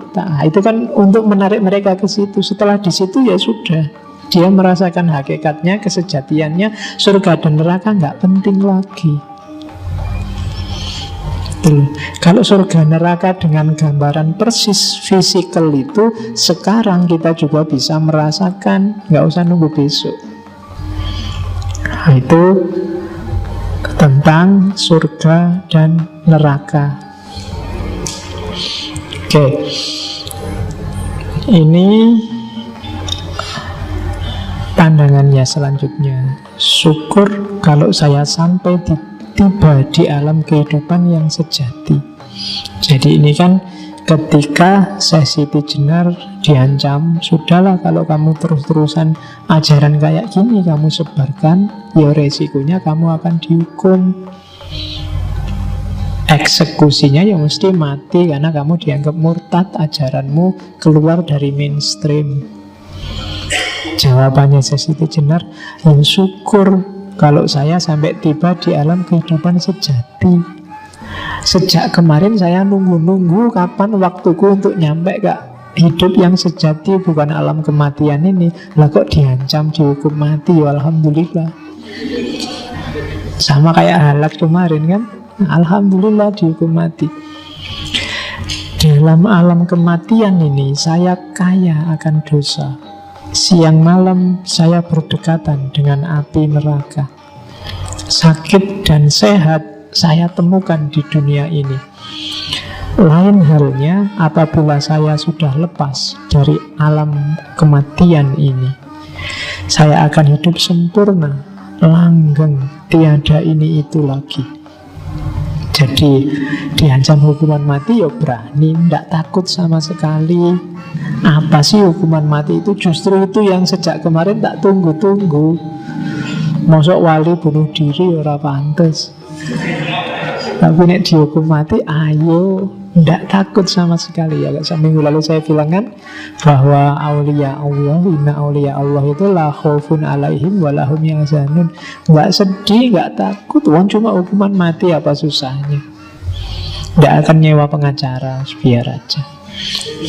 Ya kan, padahal kalau dia mau, muridnya banyak, yang pejabat juga banyak. Kalau mau merontak perang, ya meskipun mungkin kalah, tapi kan ya bisa saja. Tapi kan enggak.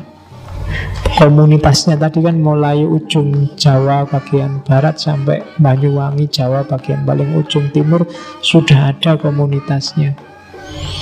Kalau itu disuruh bergerak itu sudah luar biasa, tapi kan enggak. Ngapain sih sibuk banget di dunia, wong dunia ini alam kematian. Jadi syukurlah kalau aku mau dihukum mati, itu tak tunggu-tunggu, aku tidak akan takut.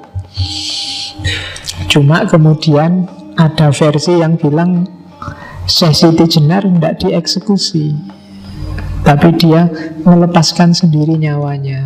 Mirip kayak cerita di Buddha, muksa. Jadi muksa itu nggak dibunuh, nggak diapain, ya sudah, sekarang sudah saatnya pergi, begitu saja. Dan itu kalimat yang indikasinya ke sana itu ada di salah satu serat. Jadi katanya Siti Jenar waktu ditantang, menduakan kerja bukan watak saya. Siapa yang mau mati? Dibalik loh ya, kalau Siti Jenar ngomong mati itu maksudnya siapa yang mau hidup. Siapa sih orang yang suka, yang mau hidup dalam alam kematian? Orang kaya akan dosa. Di alam ini itu wong kakean dosa. Oke. Baik, jika saya hidup yang tak kena ajal, akan langgeng hidup saya, tidak perlu ini itu. Jadi sebaliknya, jika aku hidup berarti mati, hidupku akan langgeng, gak perlu repot-repot. Akan tetapi, bila saya disuruh memilih hidup atau mati, saya tidak sudi. Yo, kalau dikon milih mati apa milih hidup? Kalau pengen hidup, ya kita nggak mau eksekusi. Kalau pengen mati kita eksekusi. Itu tersinggung saya Siti Jenar. Jadi bila saya disuruh milih, saya nggak akan sudi. Sekalipun saya hidup, biar saya sendiri yang menentukan. Jadi bukan suruhanmu. Hidup mati itu bisa milih sendiri aku.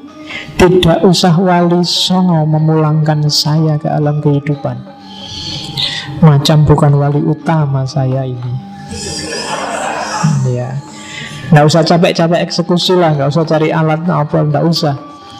Mau hidup saja kok minta tolong pada sesamanya. Saya nggak akan minta-minta.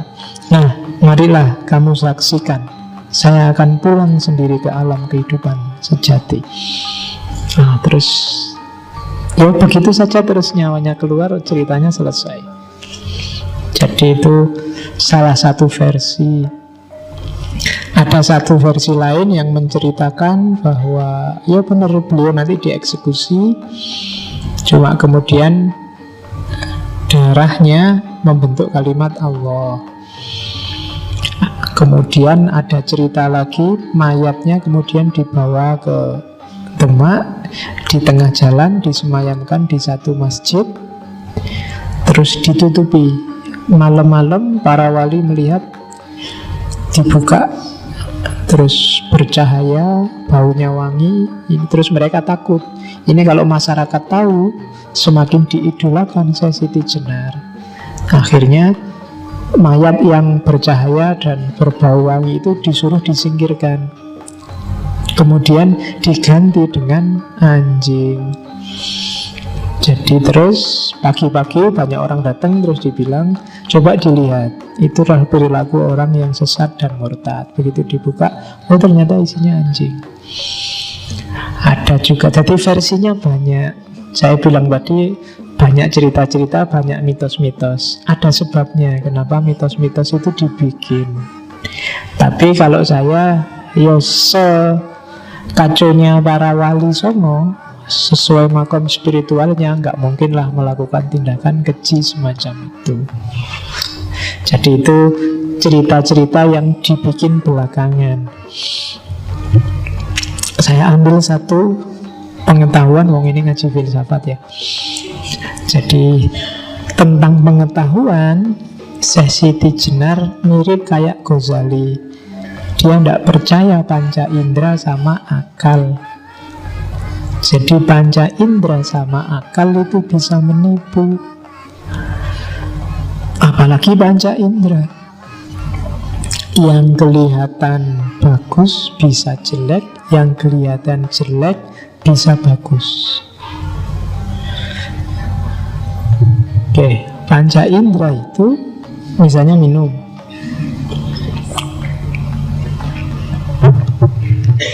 Ini kan rasanya manis. Cuma kalau setelah ini aku minum air putih biasa yang rasanya nggak manis, air putih biasa ini rasanya agak manis sekarang, karena lidahku terlanjur kena teh yang manis. Itu panca indera, gampang sekali ketipu. Apalagi gunung itu, kamu lihat dari jauh kelihatan kan biru halus gitu. Begitu kamu mendekat, wah geronjal-geronjal, banyak jurangnya, banyak tikungannya, banyak tumbuhannya. Jadi kalau ada orang dari jauh kelihatan mulus, dari dekat wah geronjal-geronjal, itu berarti tipe gunung. Jadi wajahnya dari jauh mulus, dari dekat banyak tanjakan dan turunannya. Oke. Nah, itu panca indera, gampang ketipu. Bau juga begitu, lidah juga begitu. Jadi panca indera tidak dapat dipakai sebagai pedoman hidup. Jadi enak dan tidak enak fisikmu itu bukan kebenaran yang sejati. Akal juga begitu. Pikiran, angan-angan, dan kesadaran yang berasal dari panca indera juga begitu. Akal itu bisa gila, bisa sedih, bisa bingung, bisa lupa, bisa tidur, bisa tidak jujur. Jangan dikira akal itu kan, kamu selalu bilang yang belajar filsafat rasional, Pak, rasional. Iyalah, rasional itu proses kerjanya. Tapi misi yang kamu tempelkan di rasionalitas itu bisa tidak jujur, bisa untuk kepentingan tertentu, bisa manipulatif. Alasan rasional kan bisa jadi bikin. Misalnya kamu sama pacarmu berdua nginep di hotel semalam aja, nggak lama-lama.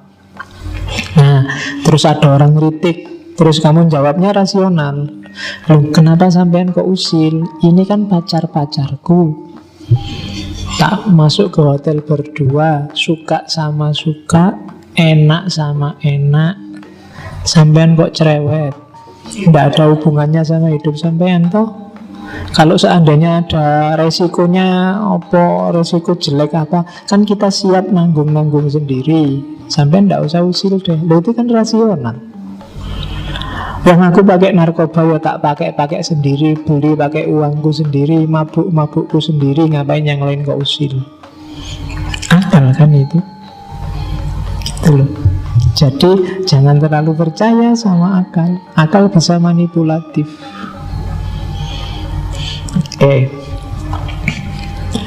Termasuk nas yang dimanipulasi. Karena nas itu kan nggak bunyi. Yang membunyikan nas itu kan akal. Makanya nas itu kan selalu ketika berhadapan dengan manusia bentuknya berubah jadi tafsir. Sehingga lahir banyak sekali tafsir, banyak sekali kitab-kitab tafsir, banyak sekali tokoh-tokoh mufassir sesuai versi kapasitas akalnya masing-masing. Maka jangan percaya sama akal, jangan terlalu percaya sama panca indera. Yang disarankan oleh Siti Jenar adalah intuisi, pengalaman langsung, laku.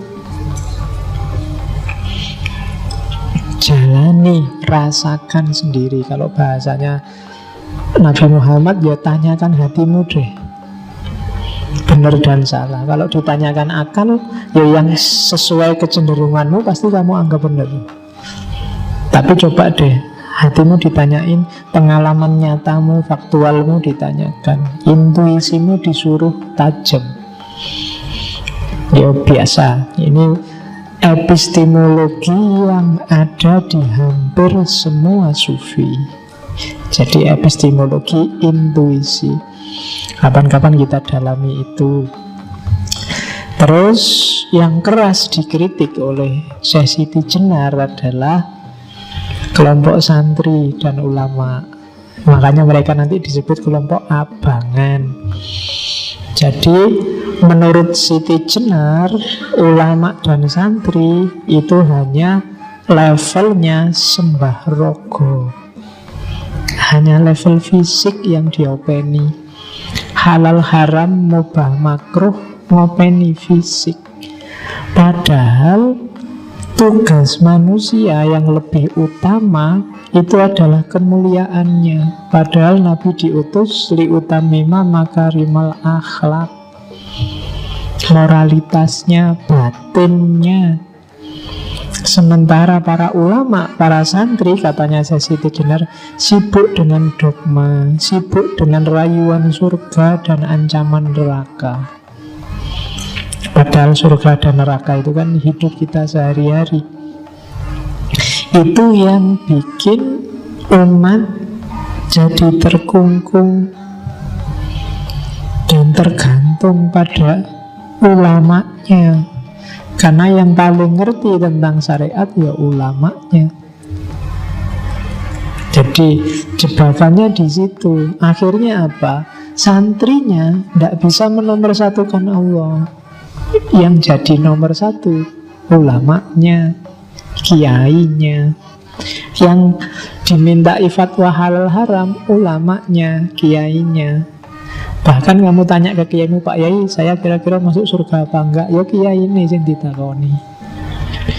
Dan kamu izinkan mereka untuk memvonismu masih muslim, apa sudah murtad, apa sudah kafir, besok kamu masuk neraka apa enggak. Dan ini yang jadi sumber kritiknya Siti Jenar. Jadi relasi ulama santri itu tidak ada bedanya dengan relasi raja dan rakyat, kawulo dan gusti yang terpisah, yang hierarkis, satu di atas, satu di bawah. Dan ketika ada hierarki, itu berarti tauhid tidak bisa 100%. Ada sesuatu selain Allah yang diposisikan di atas. Kalau dalam bahasa hadis, yang di atas itulah namanya zalim, yang di bawah namanya mazlum. Dan Nabi wanti-wanti, unsur akhoka zoliman au mazluman. Jadi jangan mau ada hierarki dalam hidup kita. Itu pesannya Siti Jenar. Pesannya egaliter. Apakah itu ulama sama santri, pemerintah sama rakyat, termasuk dosen sama mahasiswa, termasuk dosen sama rektor, termasuk rektor sama menteri, termasuk menteri sama presiden. Jangan ada hierarki. Ya kita saling menjalankan fungsi masing-masing, tapi jangan memposisikan di atas. Jadi orang yang menindas atau merelakan dirinya ditindas, itu sama-sama bukan muwahhid. Nah, duduk persoalannya di situ. Itulah kenapa Siti Jenar melakukan gerakan besar dengan gerakan lemah abangnya. Bikin pusat-pusat pendidikan masyarakat untuk egalitarianisme. Tentang kewalian, sebenarnya agak panjang, tak potong sedikit. Jadi kenalilah sendiri guru-gurumu. Hati-hati, jangan suka meremehkan orang yang ada di sekelilingmu, siapapun dia. Siapa tahu dia kekasihnya Allah, para walinya Allah. Jadi tapi dia sendiri kelihatannya nggak, ya enggak, memang wali yang sejati kadang malah nggak ngerti kalau dirinya wali. Malah justru blundernya adalah orang yang ngerti, apalagi ngaku dirinya wali, itu biasanya levelnya langsung merosot. Wali yang sejati itu digambarkan malah dia nggak ngerti kalau dirinya wali. Itu untuk jaga-jaga biar tidak sombong. Nah, kalian kenalilah orang-orang ini. Jangan sampai terlewatkan. Katanya Siti Jenar, sebenarnya paragrafnya panjang, tak potong sedikit. Kekasih Allah itu bawa cahaya. Jika ia berada di kejauhan, kelihatan sekali terangnya. Namun jika cahaya itu didekatkan ke mata, mata kita akan silau dan tidak bisa melihatnya dengan jelas. Semakin dekat cahaya itu ke mata kita, maka semakin mata kita buta, tidak bisa melihatnya. Engkau bisa melihat cahaya kewalian pada diri seseorang yang jauh darimu, namun engkau tidak bisa melihat cahaya kewalian yang memancar dari diri orang-orang yang terdekat denganmu. Maka jangan meremehkan orang, jangan merendahkan orang, jangan melecehkan orang dalam bentuk apapun. Karena selain bahwa jangan-jangan dia wali, jangan-jangan dia dicintai Allah, juga aktivitasmu melecehkan dan meremehkan orang itu menunjukkan kesombongan, menunjukkan kamu memposisikan dirimu sebagai Tuhan baru, menunjukkan anak al-haq, menunjukkan kamu ngaku sebagai Engkaulah yang paling benar. Dan ananya bukan anak Allah, tapi ana yang egois, ana yang menunjuk dirimu sendiri, bukan Allah. Nah, itu arahnya sesi Jenar ke situ. Jadi jangan sampai, makanya nasihatnya si Abdul Qadir Jailani kan gitu. Ketemu siapapun, anggap dia lebih dekat pada Allah dibandingkan kamu. Kalau ketemu yang lebih muda, anggaplah wah, dia dosanya masih sedikit, dosaku lebih banyak, mesti aku lebih tua. Kalau ketemu yang lebih tua, anggaplah wah, orang tua ini mesti ibadahnya lebih banyak dibandingkan aku yang masih muda. Ketemu orang bodoh, sementara kamu merasa pintar, anggaplah yang bodoh itu kalau dia berdosa karena dia nggak tahu, wong dia bodoh. Jadi dimaafkan, orang nggak tahu kan dimaafkan. Tapi sementara kamu yang pintar, kamu melakukan dosa padahal kamu tahu. Jadi dia levelnya lebih tinggi darimu, yang bodoh itu. Kalau kamu ketemu orang pintar, ya lebih gampang. Yang pintar itu pasti ilmunya lebih banyak, amalnya lebih banyak. Sementara kamu yang bodoh, ilmumu sedikit, amalmu lebih sedikit. Jadi cara mengambil sudut pandangnya selalu di bawah. Jangan ngambil yang di atas, nanti lahirnya sombong. Itu ajarannya Syekh Abdul Qadir Jailani. Kapan-kapan kita bedah beliau. Oke, terus terakhir, masih ada lagi. Jadi ini politiknya. Kemarin juga yang Al-Halaj kita lihat politiknya. Jadi Syekh Siti Jenar itu sebenarnya tadi sudah saya singgung, sedang mendobrak logika raja dan rakyat, kawulo dan gusti. Zaman Demak ini masyarakat masih menganggap bahwa yang namanya raja itu adalah titisannya dewa. Ajaran ini namanya Bhagavatisme.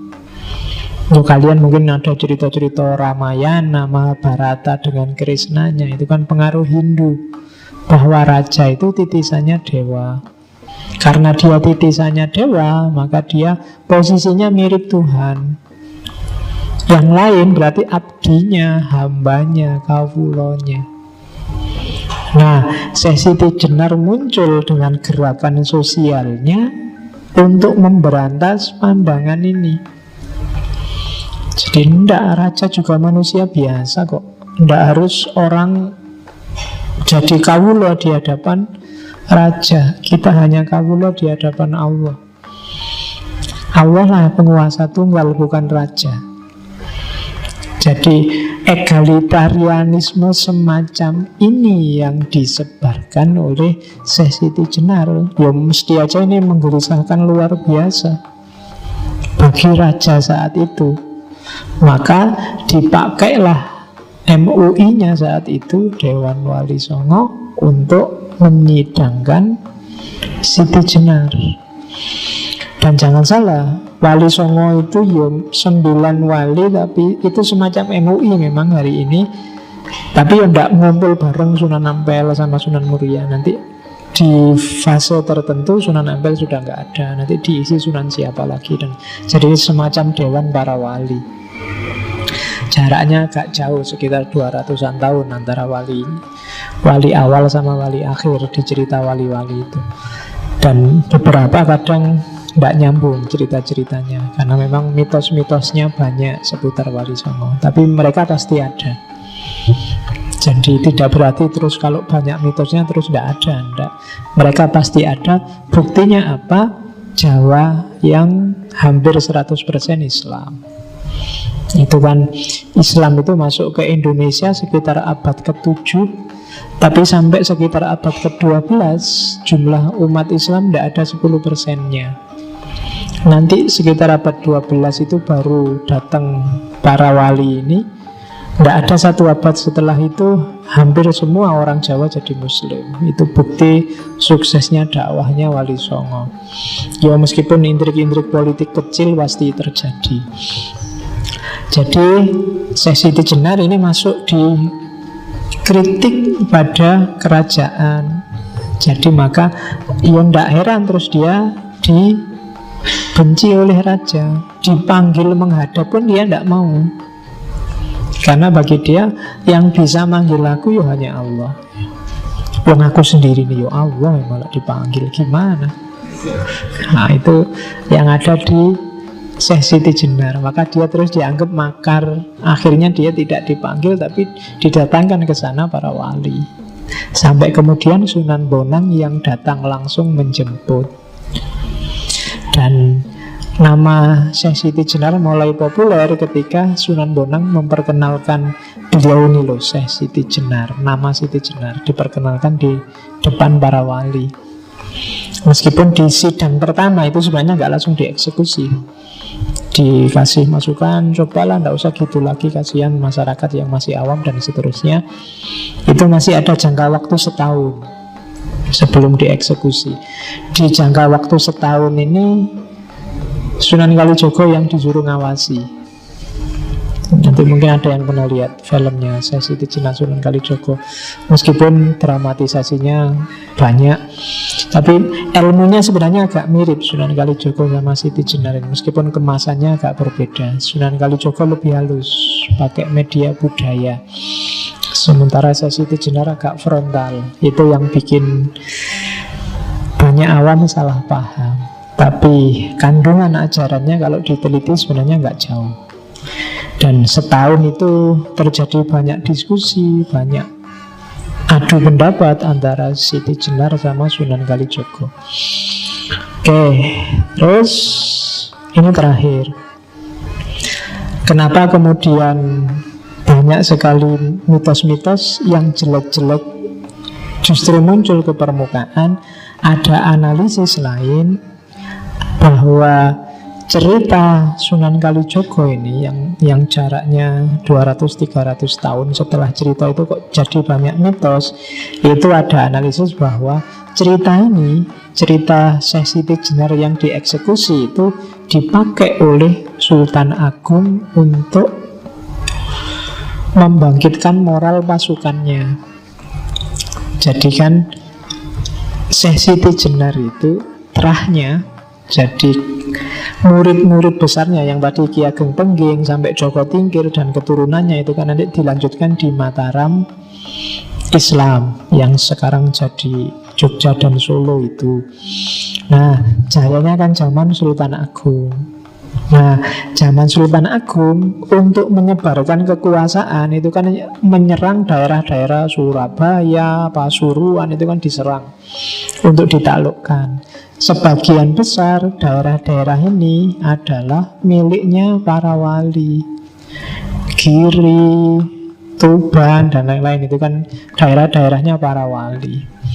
Para prajurit ini kan Muslim juga semua. Cuma ya agak gimana kalau harus bertarung sama saudaranya sesama Muslim, apalagi tempatnya para wali. Nah, untuk membangkitkan semangat biar mau bertarung ini, cerita-cerita mitos tentang tentang Syekh Siti Jenar yang dieksekusi, yang diganti anjing dan macam-macam diangkat. Dengan cerita ini pasukan Mataram yang pedalaman ini kan agak panas ini. Wah, sunanku diginiin, ini guru-guruku diginiin. Kurang ajar wali-wali itu memang. Nah, semangat bertarungnya bangkit. Maka mereka siap untuk tarung meluaskan wilayah jajahannya Mataram saat itu. Jadi ada analisis semacam itu, dan itu ya masuk akal saja. Karena politik itu kan memang caranya selalu begitu. Ya kayak gimana Orde Baru memanfaatkan mitos PKI, gimana zaman Soekarno memanfaatkan mitos revolusi dan yang sejenisnya, gimana zaman reformasi memanfaatkan mitos demokrasi dan jadi macam-macam, mitosnya banyak. Jadi kadang-kadang yang masuk ke memori masyarakat itu yang mitos-mitos, bukan yang ajarannya. Maka yang ada di kepalamu Syekh Siti Jenar itu kan kebanyakan cerita-cerita mitosnya. Mulai dari cacing lah, mulai dari dibunuh diganti anjing lah, mulai yang itu. Sementara ajaran-ajaran bagus tadi tidak muncul, sehingga orang cepat menganggapnya bahwa dia sesat, alirannya Al-Halaj, ngaku Tuhan, titik. Nah, itu yang terjadi di kita selama ini.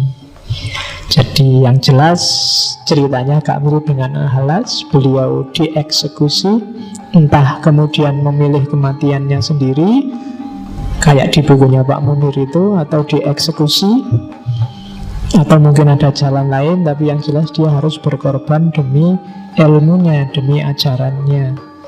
Sama kayak Al-Hallaj, sama kayak Socrates. Termasuk demi besok Hipatia, dia demi ajaran-ajaran neoplatoniknya, sehingga dianggap murtad. Oke, saya kira itu yang Siti Jenar. Kurang lebihnya mohon maaf.